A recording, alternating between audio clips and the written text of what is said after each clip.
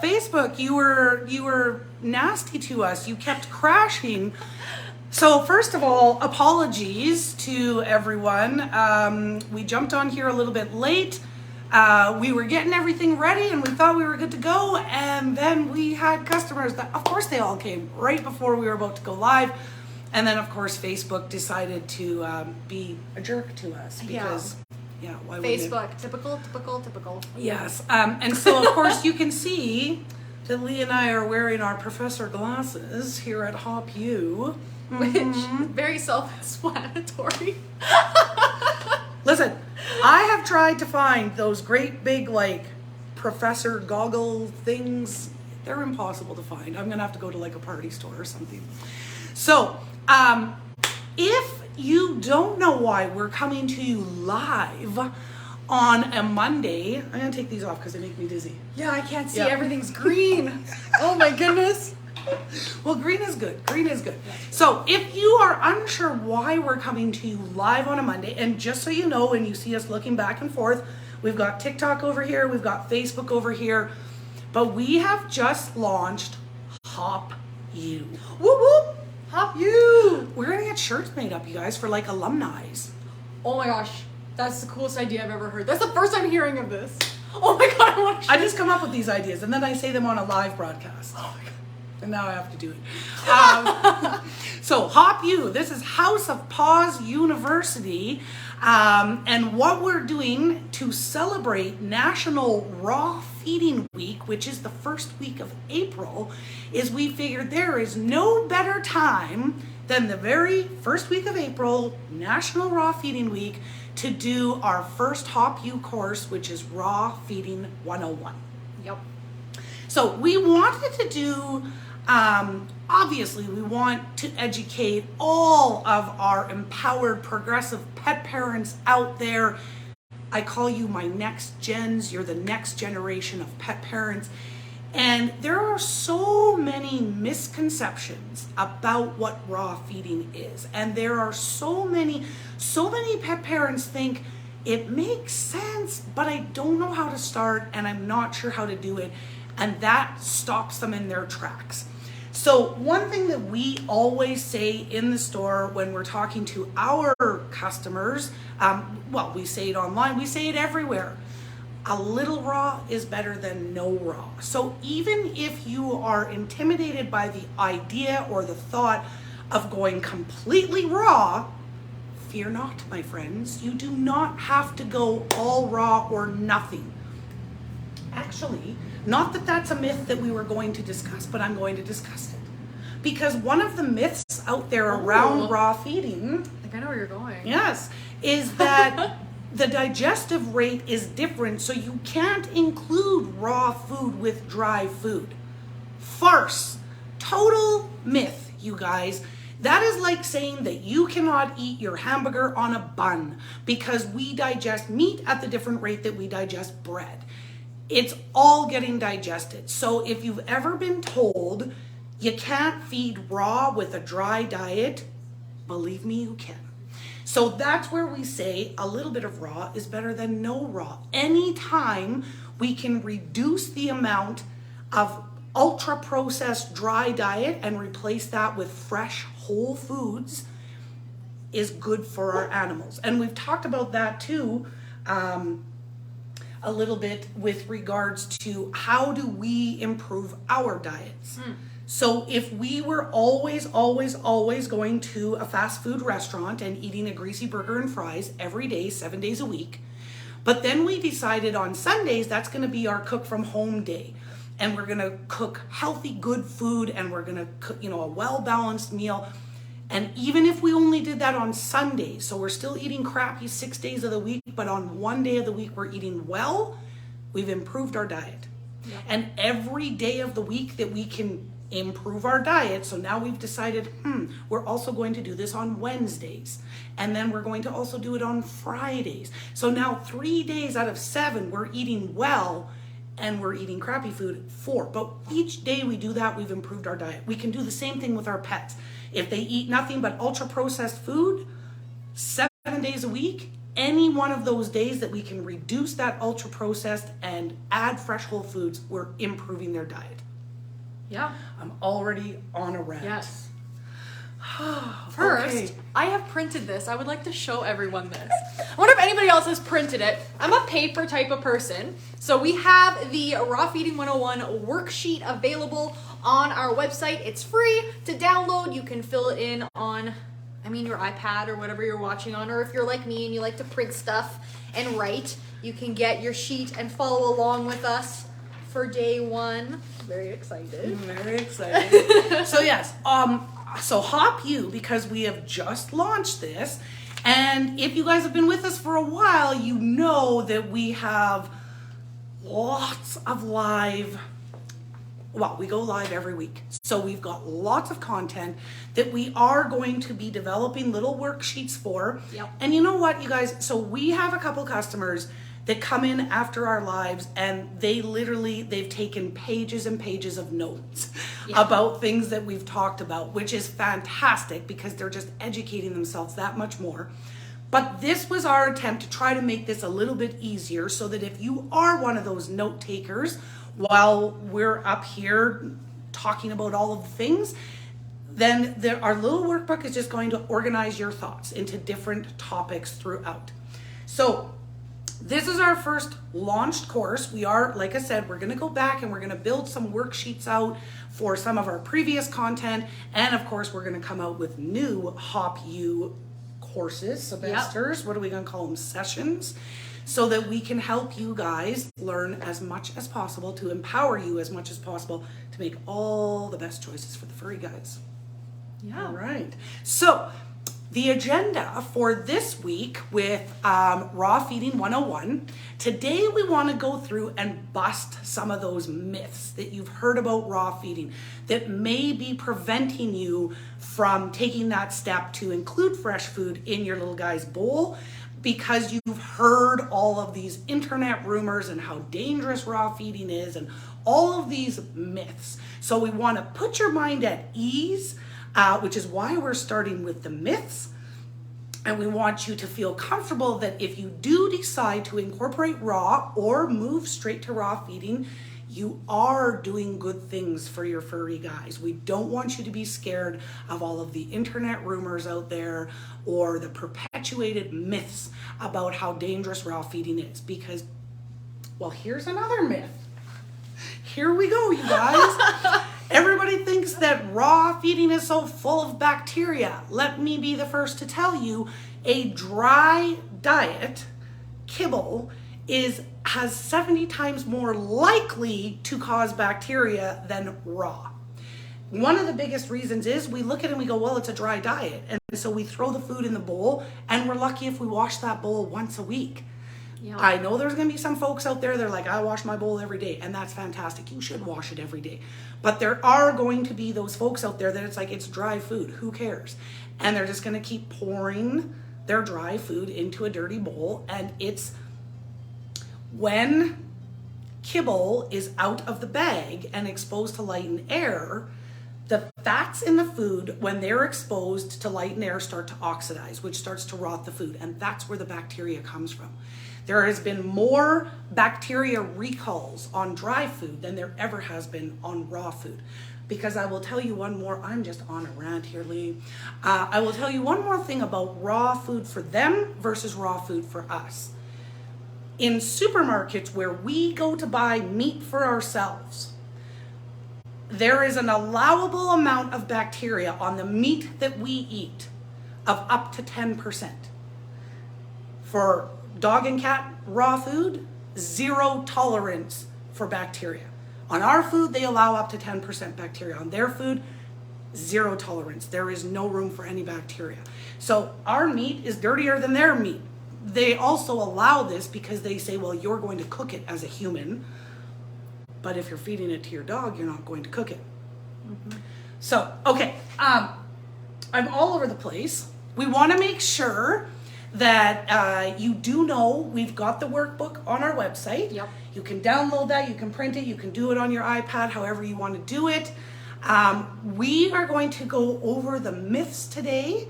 And where did we put that? Where's the workbook? Oh, right here. Oh.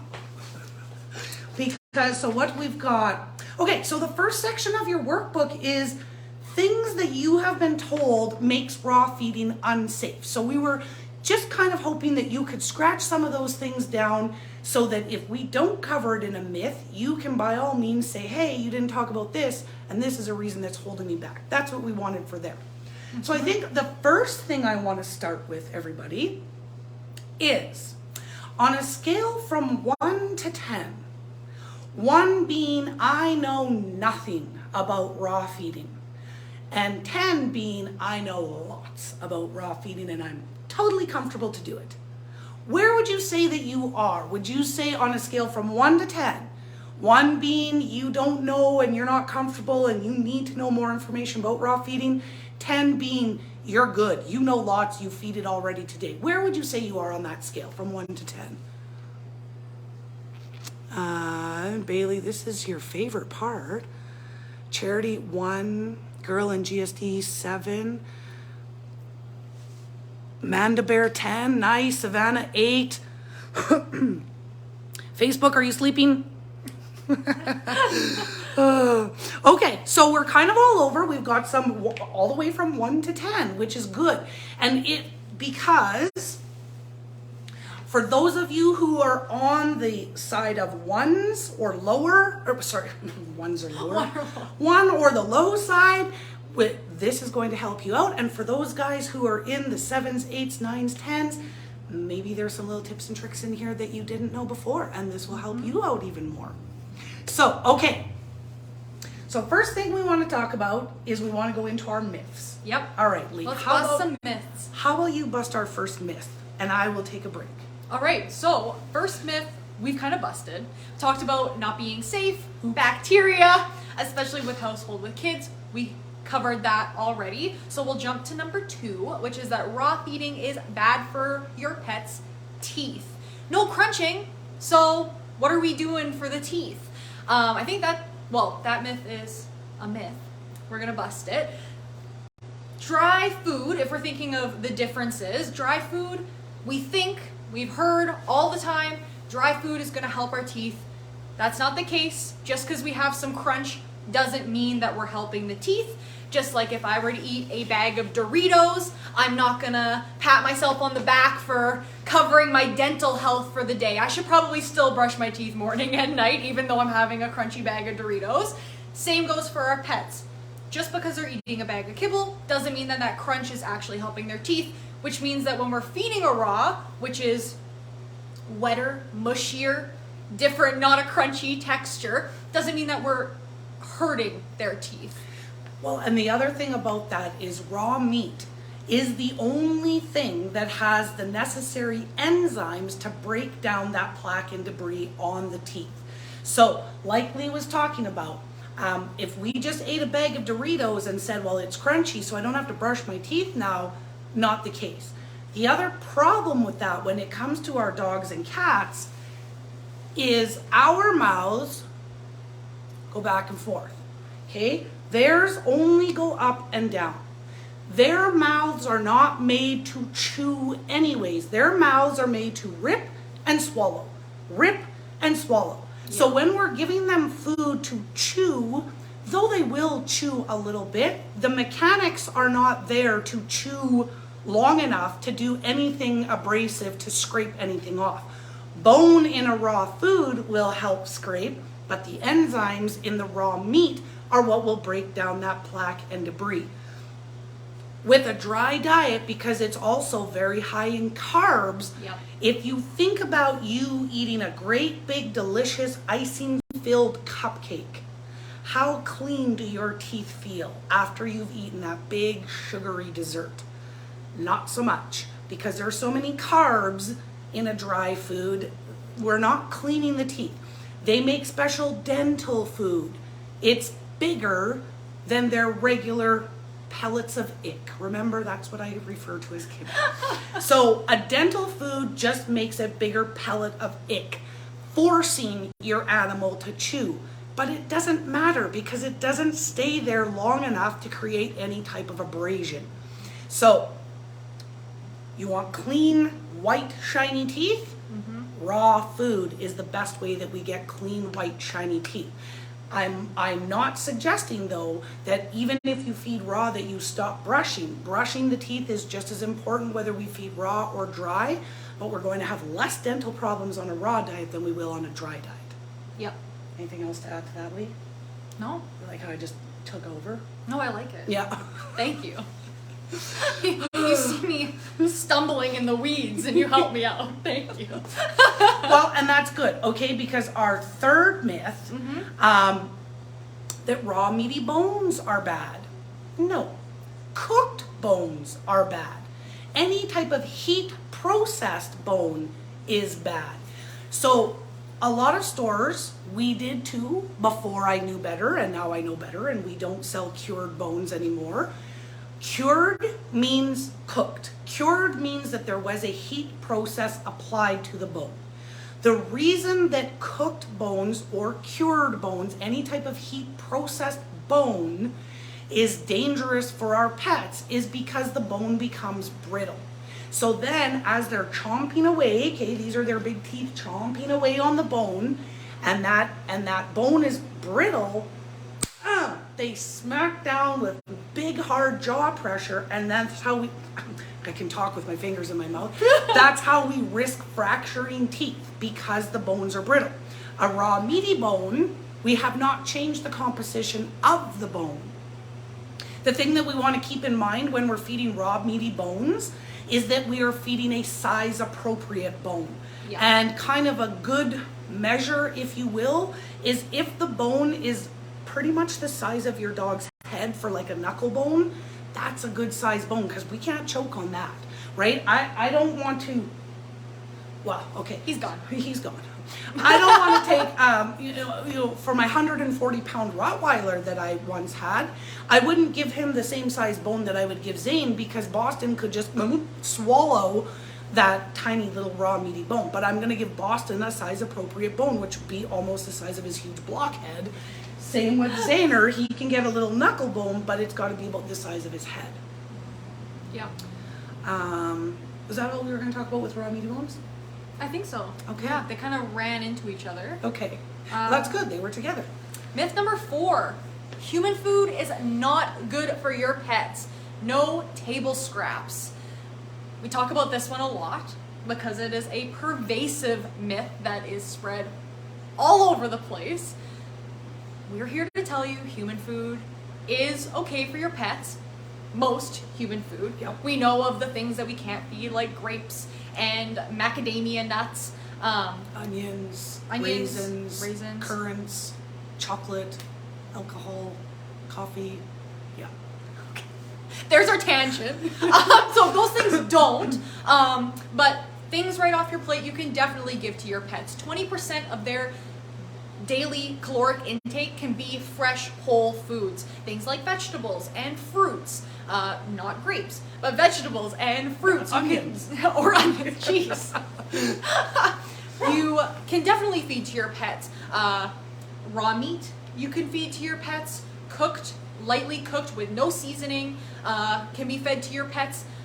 Don't be scared away from adding in those really, really good fresh things back into their bowl.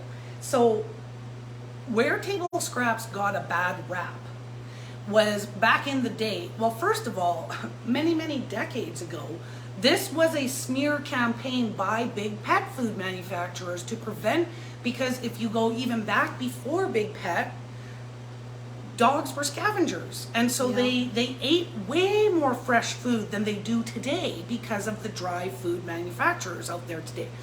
So they used to eat a ton. But about 60 years ago, this was a smear campaign from Big Pet to say, oh my goodness, do not feed your animals any table scraps. You will get them sick. And of course, pet parents of the day were going, oh my goodness, yes, when we fed Rusty that, chunk of fat from my steak, he did get sick. Well, of course he did.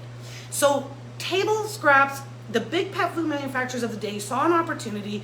What were we giving our animals? We weren't giving them fresh whole foods. We were giving them garbage off our plate. We were cutting the fat off our meat, and we were scraping the skin off our potato. And it was the junk that we didn't want to eat that we were throwing out that we'd say, well, give it to the dog. and then they were getting sick. And so Big Pet saw an opportunity, and this smear campaign has gone on for the past 60 years, where pet parents today are still, oh no, you can't, they never get human food. We hear that all the time. When pet parents come in and we're asking them, what are we feeding Fluffy? Well, Fluffy never gets table food, never gets people food. Because it's like pet parents are looking at this like it's some honor that we never feed them people food. Or people come in and are ashamed and they're like, well, sometimes I give them this. It's like, that's okay. You're okay. Everything's good. Yeah, it's true. They feel like they're, the jig is up and they've been busted because I've been feeding them carrots from the garden or whatever. Or sometimes I give them some of my banana or yogurt in the morning. Good. Yeah. So don't be afraid that people food is going to harm them. We just want to make sure that we're giving the right types of people food. Again, do not cut fat off your cooked steak and then throw that in your dog's dish and think, well, I've just given them fresh whole foods. No, you have not. You have given them adulterated fat that was cooked, which is not what they would eat in the wild. But you're making your salad and you're cutting the end off your cucumbers, or you're cutting up your red peppers, or you're cutting up, your fruit salad and you got some cantaloupe, a little bit of watermelon, some apples. Share that. Yeah. Absolutely share that. Yeah. Oh, yes. Yeah. Okay. Myth 5 is a biggie. Yeah. Pretty big one. Yeah. So the myth is that raw is deficient where kibble is balanced. Raw manufacturers, for the most part, are balancing their diets as well. Now, we may have been to a vet who completely tries to discourage us from feeding raw. And here's why I'm going to say that they are justified in their fears about raw feeding. Because they may have seen the person who thought they were doing the best for their animal by just giving them slabs of ground beef and went, well, there you go, I feed my dog a raw food diet. But a slab of ground raw beef is not a balanced raw diet. So there are lots of vets who do support fresh feeding, raw feeding. But those that are scared of it have seen the animals that have been, who have, the diet has caused diet deficiencies because it wasn't complete and balanced. In order for a raw diet or a fresh diet to be complete and balanced, it has to have organ meat, and bone. And in some cases, fruits and veggies. And then some raw foods also go an extra step and they add tripe, which is the lining of the cow's stomach, full of nutrients, tons of really good nutrients. Beast. We're well protected here. Yeah, like I don't know if you guys can hear him, but he's like on the hunt for something outside. So raw foods, normally manufacturers of raw foods, reputable manufacturers, because there are different grades of raw. And you guys have probably heard us say this before too. You get what you pay for. And when it comes to pet food, that has never been more true.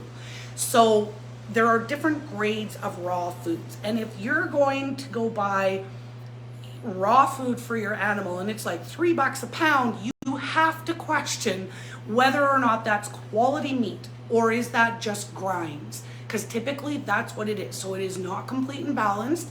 It's literally just the scraps of whatever other meat products they were making. Quality food is not going to be less than what we would pay. So you wouldn't be able to buy a pound of chicken for $3 or a pound of ground beef for $3. So if you go somewhere to buy raw food for your animal and you're getting it at $3 a pound or even $5 a pound, like what is a pound of ground beef? I have absolutely no idea. You would not know. I have absolutely no idea. Okay. Can anybody tell me what a pound of ground beef would cost? Because all I'm saying is if you go into a pet store and the pound of food that you're buying is less than what you would pay for a pound of similar meat, that's a good indication that meal is not complete and balanced. Because, also no clue. Crap. I'm thinking like, I don't know, $9, $12, Somebody out there has got to know what a pound of ground beef costs. $6.99. Okay, $7. So again, if we go to a pet store and it's $3 for a pound of beef raw food diet for my dog, you have to question that, because how are they getting it that cheap? Yeah. They can't. So different grades, you always want to make sure that your raw food diet is complete and balanced. And normally this will be listed on the packaging, but you can always have that conversation with your pet store, going to a local independent pet store. They will be very educated in their products. The other thing that we want to do to ensure our, Bailey's saying 6 to 7 pounds too, or $6 to $7 a pound. Okay, so see, I would have been going, oh, $9, that's a steal. The other thing we want to do is we want to make sure that we rotate our proteins, especially, well, it doesn't matter what you're feeding, dry, dehydrated, raw, baked, I don't care. Rotate those proteins, because all of our different proteins offer different nutrients, amino acids, and minerals, and vitamins. Like, they all offer different things. The more closely we can align to Mother Nature's intended diet, which is variety, the better off it is for them. Mother Nature never expected for them to kill a chicken, kill a chicken, kill a chicken, kill a chicken, kill a chicken. That was never her intention. It was whatever you could get your furry little lips on, that's what you were going to eat for the day. Speaking of furry lips, hey, Di. Yeah, nobody's getting in here without us knowing. So rotation is key, even when we're doing raw.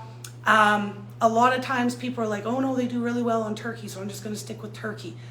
The problem that we can run into, whether we're doesn't matter what kind of food it is, and raw is no different, if we feed the same protein over and over and over and over again, we can create an intolerance, which that intolerance can inflame the immune system and then become an allergy. Now we're in trouble if turkey was the only thing they were doing good on. So rotation is always key. Okay. Ooh. I'm gonna have to give this one off to you. I'll say it, but I don't have any experience with this one. Raw will make my dog aggressive.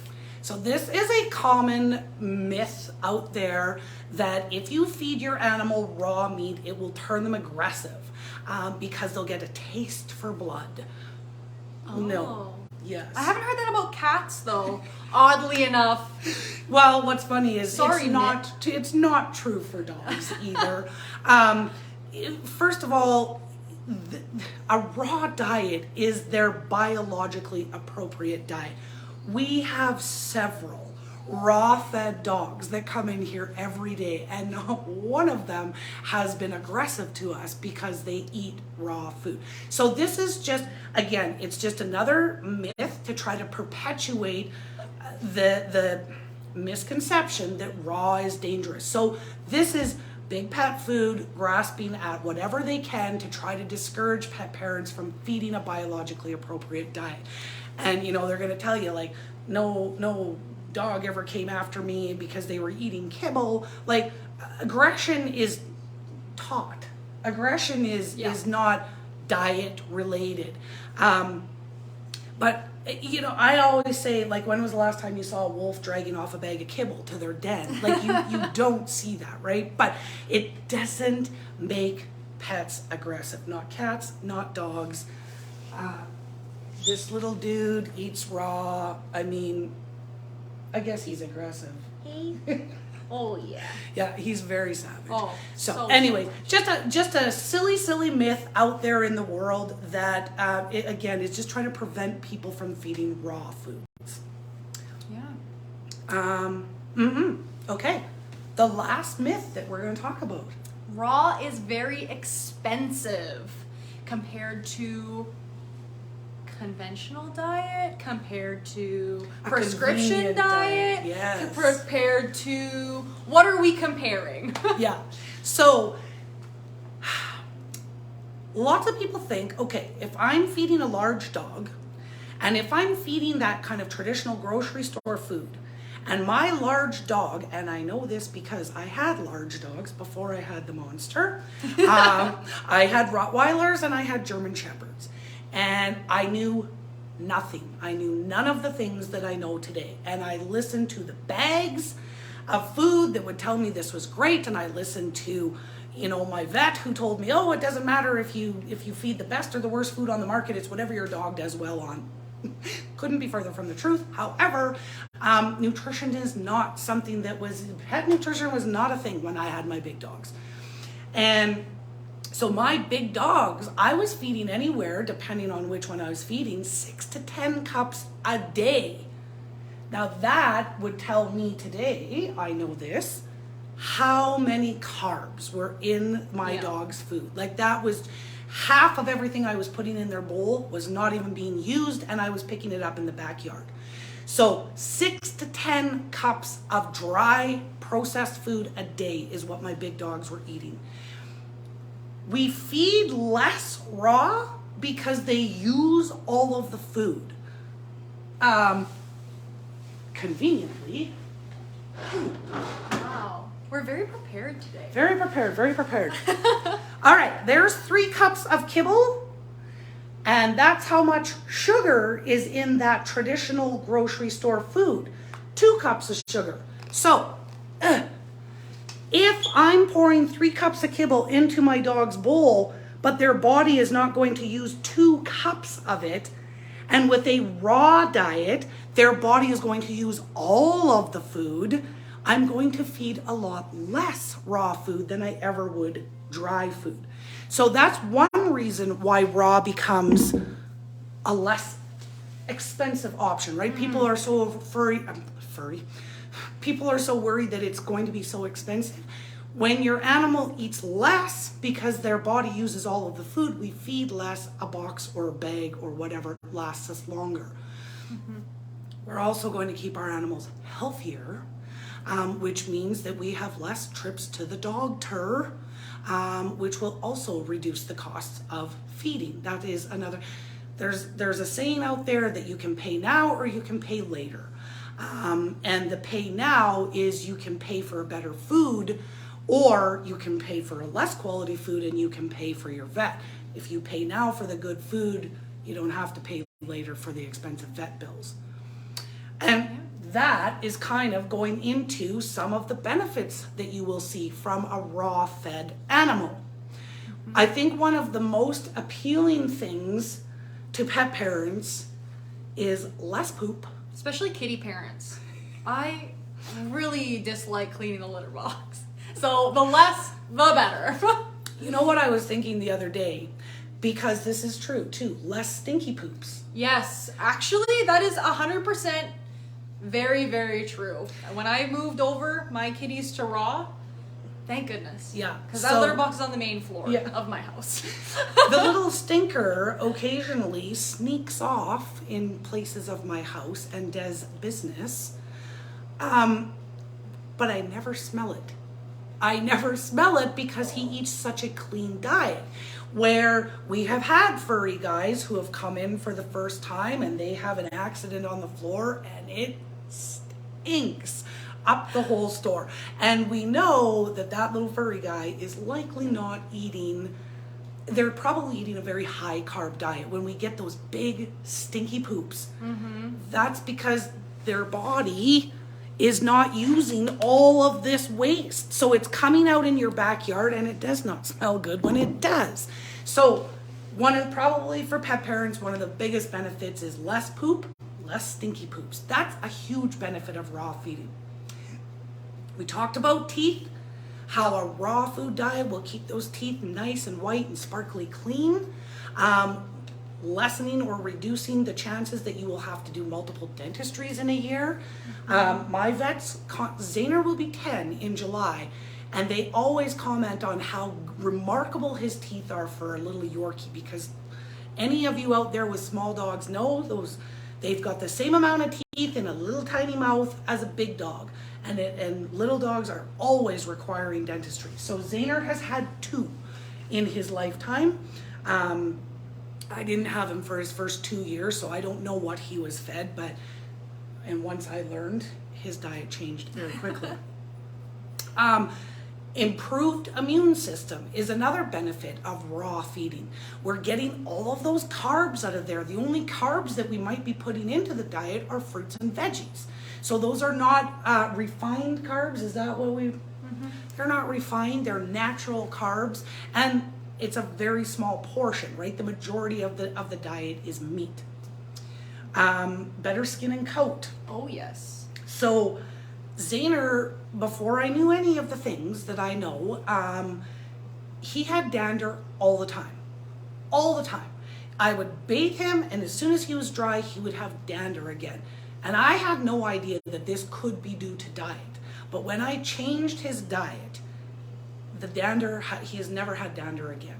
I attribute a lot of that to not only diet, but also to bone broth, because he gets bone broth every day as well. So that keeps the skin and coat nice and clean and healthy. Yeah, I think you see it a lot with cats, because most cats have longer fur than dogs do. So all my friends come over, they're like, your cats are so soft. Oh my gosh. I'm like, I know.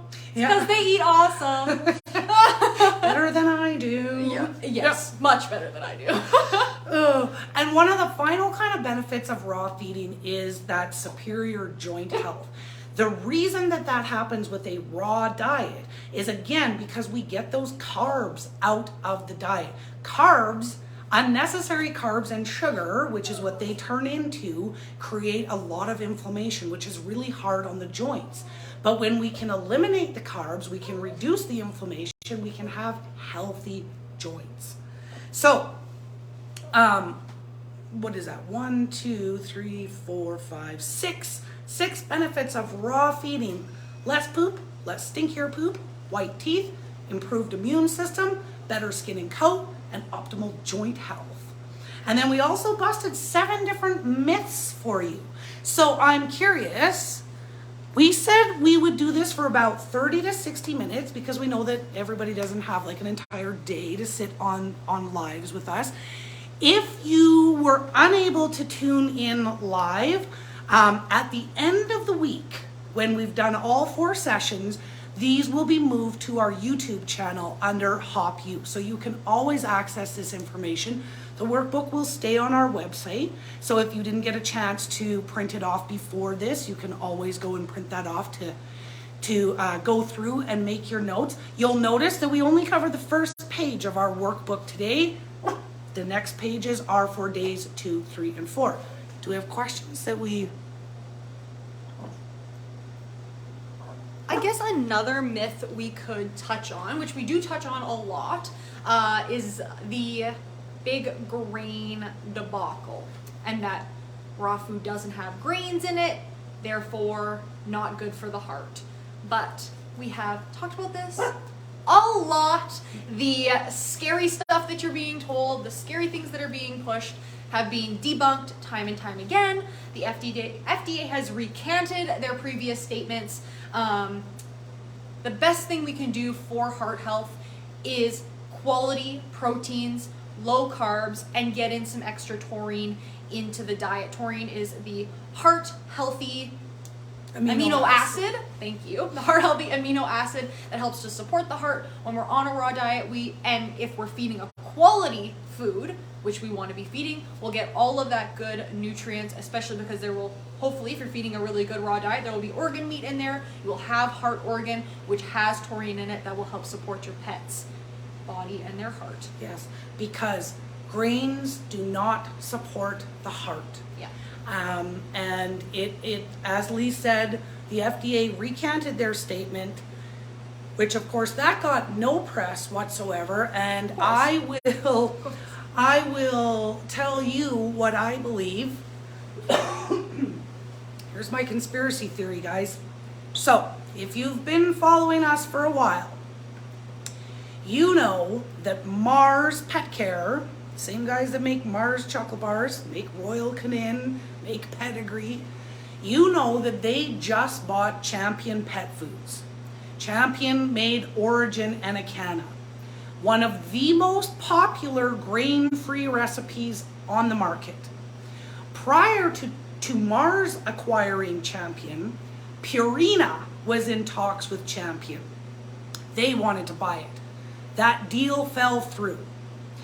Purina and Mars are the two biggest players in the pet food industry. Between the two of them, they make up 70% of all pet products that you can buy anywhere. 70%. So now that Mars, who was just a titch bigger than Purina previous to their Champion acquisition, now that Mars has acquired Champion, they just grew their market share. But they also just acquired one of the most popular grain-free foods out there. Purina, who still makes only grain-inclusive foods, there is no way that this huge push that we're seeing again about don't feed grain-free, don't feed grain-free, only feed grains, there's no way in heck that that doesn't have a big player behind it, pushing it. Honestly, in 2019, 2020, when this was really big, the whole DCM and you can't feed grain free and you got to feed grain inclusive, when that was really big in the States, we barely heard about it up here. And the only reason that I was familiar with it or would hear anything about it was because I'm connected with a bunch of different American store owners. So I was seeing the headaches that they were going through trying to educate pet parents that grains do not support the heart. And now here we are in 2023. Champion has been acquired by Mars, the biggest pet food manufacturer in the world. Purina, who's nipping at their heels, the second biggest pet food manufacturer in the world, lost the deal. And now all of a sudden we probably daily have customers coming in asking, saying that I was told I need to feed grains. I was told I need to feed grains. You do not need to feed grains. Grain-free or grain-inclusive is entirely up to you. What we want to make sure, hi there, what we want to make sure of is that we are feeding a protein-rich, nutrient-dense, low-carb diet. So do not worry about grains in your food. If you want to feed them, you absolutely can feed a grain-inclusive food, but I don't want anybody to think for half a second that you are protecting your dog's or cat's heart by feeding a grain-inclusive food. So, there's my rant. Okay, Charity's asking, how would you start a dog and a cat on a raw feeding from kibble? So that is day 4. That's when we're going to get into that. This was day 1, where we just wanted to bust some myths and talk about some benefits. Tomorrow, we're going to talk about what to expect when you move to a raw diet. There is a detox period, and we want pet parents to know about that before they move to a raw diet. Day 3 is all about storage and handling, and day 4 is how do we get started. So tune back into day 4. Like I said, if you missed any of this, after our 4-day session is over, we will have this loaded up onto YouTube so you can go back and you can watch it anytime you want. Okay. I think we have got all of our questions answered. I just want to make sure that I'm not missing anybody. Oh, girl in GSD. Okay, what about fasting? Is it beneficial for dogs to fast? So, and Bailey says she loves this. You have to love it, Bailey. You get paid to love this. Just kidding. Bailey is what you've seen Bailey on here. So fasting, intermittent fasting is very healthy for them. What I try to do with him, he does eat twice a day, but I do try to do his 2 meals within an 8-hour window. And so then he's intermittently fasting for the other 16 hours of the day. The reason that intermittent fasting is beneficial for them is because it gives their GI tract a time to rest. If it's constantly working, right? If we don't have scheduled feeding times or feeding windows, and we just put food out for them to graze all day long, the GI tract never gets a rest. There are some police dogs that do fast their canine officers once a week. So like Sundays, for example, that's the day the dog doesn't eat. I don't do that with him, obviously, but I do try to do a feeding window so that he eats both meals within 8 hours, and then the other 16 hours of the day he's fasting. Hopefully that helps. Oops.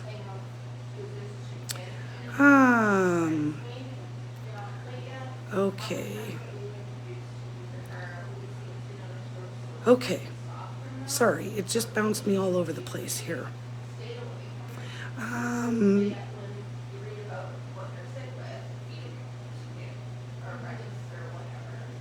Okay.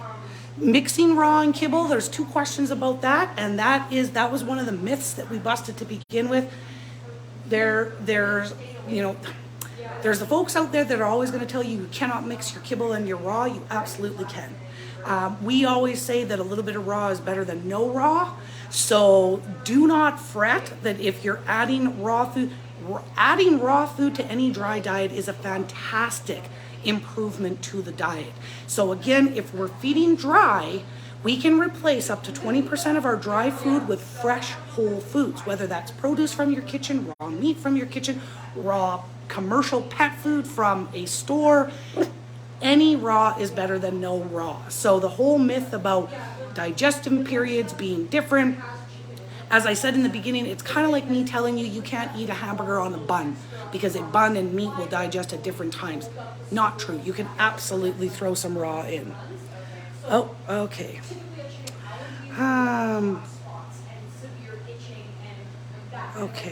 Okay, perfect.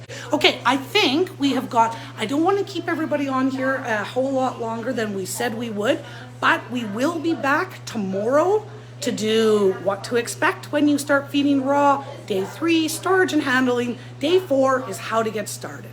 So I hope you guys found this beneficial. I look forward to the next couple of days with you. And again, if you missed any of this, it'll all be on our YouTube channel as soon as we're done the 4-day course. So thank you very much for tuning in, and we will see you guys tomorrow. Okay, bye-bye.